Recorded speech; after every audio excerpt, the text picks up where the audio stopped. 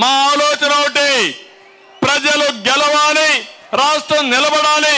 అది జరగాలంటే జగన్మోహన్ రెడ్డి దిగిపోవాలి. ఒక దుర్మార్గుడి పాలన, ఒక అహంకారి పాలన, ఒక విధ్వంసం చేసే వ్యక్తి పాలన, ఒక అవినీతిపరుడు పాలన, ఒక సైకో పాలన వల్ల మీరెంత నష్టపోయారో ఒక్కసారి గుర్తు తెచ్చుకోవాలని కోరుతున్నా. మీ జీవితంలో అవకాశాలు కూడా కోల్పోయారు. ఈరోజు 12 లక్షల కోట్ల రూపాయలు అప్పు చేశారు. అప్పు పుట్టని పరిస్థితి తీసుకొచ్చారు. సంక్షేమ కార్యక్రమాలు ఇవ్వలేని స్థితికి వచ్చాం. అభివృద్ధి ఆగిపోయింది, సంపద నిలిచిపోయింది, ఆదాయం తగ్గిపోతా ఉంది. రేపు రాబోయే రోజుల్లో ఇవన్నీ సుజావుగా జరగాలంటే కేంద్ర ప్రభుత్వం కూడా సహకారం కావాలి.